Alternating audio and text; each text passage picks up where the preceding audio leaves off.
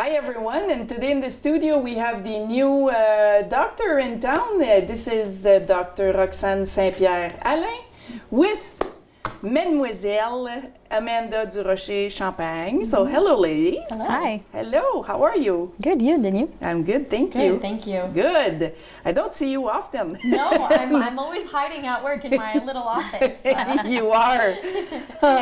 So to start the interview, I would like to say welcome to Temiscaming, Dr. St-Pierre-Alain. Thank you, thank you. Hopefully you will adjust very well to our nice little town.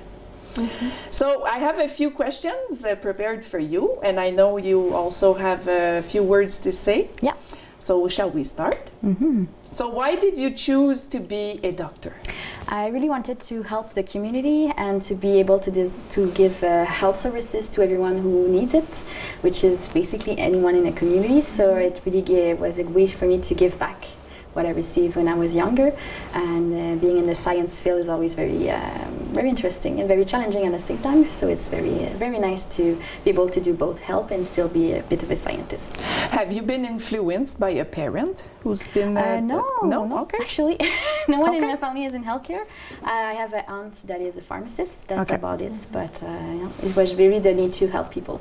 Usually, you see that from mother to daughter, you know, or father to son, All right. So where did you study? Where did you do your studies? Yeah, the first 4 years for the medicine doctorate, I did it in Chicoutimi, so in Saguenay-Lac-Saint-Jean, which was very nice. And then I went back to close to home in Amos for my residency, family doctor residency, for 2 years. Perfect. And where are you from? I'm from La Sarre in the north. So it's a little colder than here. Yeah. No maple syrup in La Sarre. No maple syrup in La Sarre. No, absolutely but not. More skidoo. So. Oui. No. Yeah, it balances each other. Yeah. Can't have everything. Exactly. So what are your objectives this year for Temiscaming? Really, my goal is to really get the healthcare bit improved and to really get access to everyone who needs it.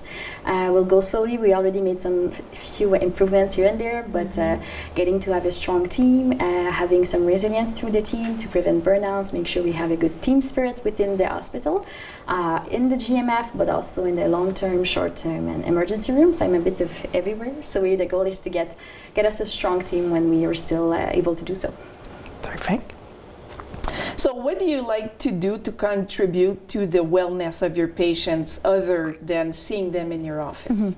Yeah, it's sure. I have a very vision of a teamwork regarding healthcare. So in my office, I can do my best with the patients, but I'm not always the best person. And often people don't just need a family doctor, they need more. So really what I get is really get involved into the hospital and regionally too. So my team is very core-based with nurses, nutritionists, pharmacists, doctors, kinesiologists, and a bunch of people that we can work together to elevate the healthcare of our patients. So it's not only with me that they'll be able to change, but also with a lot of other professionals. So that's really how I try to get involved to make sure that the hospital we can all collaborate together. That's very good. How do you cope with stress? Because it must be stressing to be a family doctor, and I don't know if you take everything to heart or you can manage to differentiate, work and home, but how do you cope with the stress? It's sure that it's stressful because sometimes there's some life-threatening situation that we need to think fast. Yes. And I had one of my teachers in the past that told me that the family doctor were like little ducks.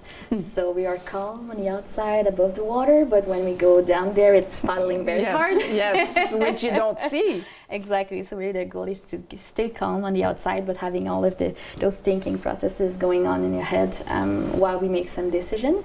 And we train very hard for that. So that's why we went for 7 years of school after the CEGEP to really make sure that we are ready to make those decisions and to cope with the stress. So I'm sure that the moment you leave your office at the end of the day and then you get home, you must think about some patients that you've seen during the day or some patients, that you keep in mind are some things, because medicine is not black or white. There's a big gray zone where you do your best, but you're not always 100% sure. And it's with time that you will have more answers. So it's often I watch a movie and then I'm like, Oh! Oh! And yeah, and my family was like, what's going on? Oh, no, never mind.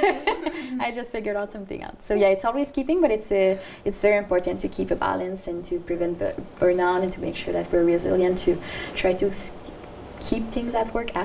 Yeah. Like yeah. any career. Yeah, exactly. Okay, why did you choose Temiscaming? Yeah, so my partner is actually from here, so born and raised here.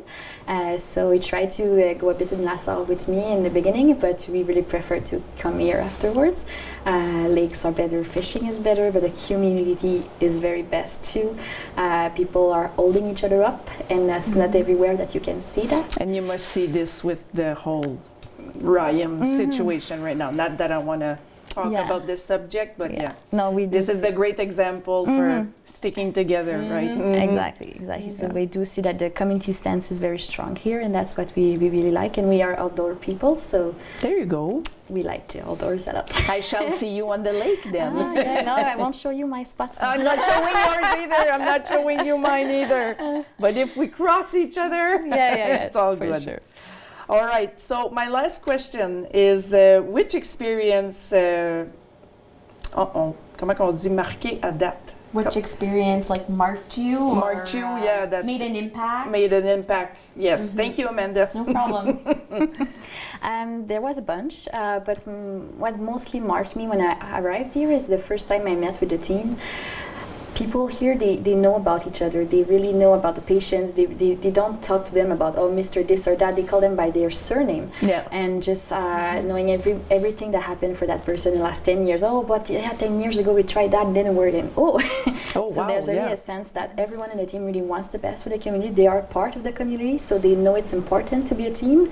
And so, the multidisciplinary aspect here is better than in most of the centers I was. And I saw like 20-ish different places, different hospitals, and here is the best team I've seen so far. Oh, that's very nice to know. Yeah, it's very nice to hear.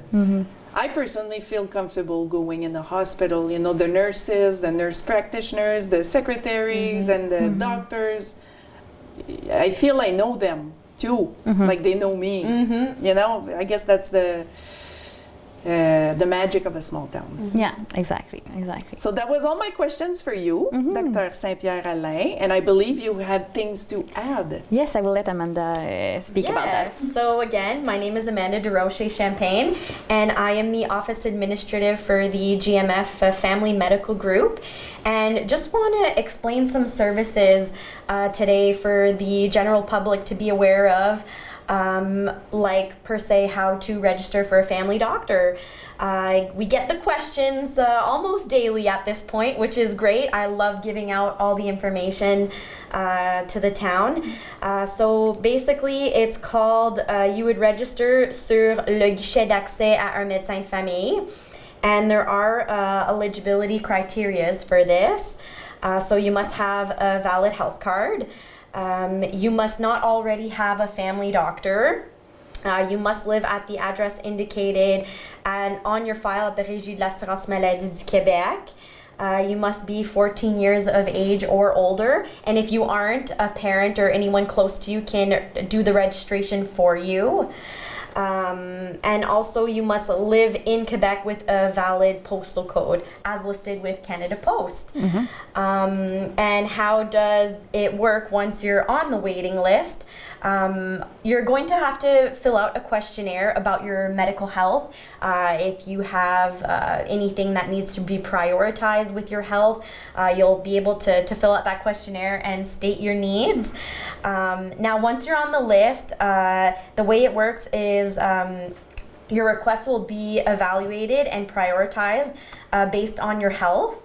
And at this point, it will be impossible to determine how quickly you will be able to have a family doctor because there is a little bit of a waiting list.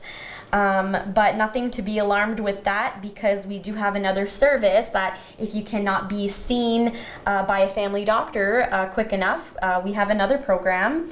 But to be able to register online, you will register at www.gamf.gouv.qc quebec.ca, or by telephone, which is 1-855-484-2438, and you'll be able to dial the option 1.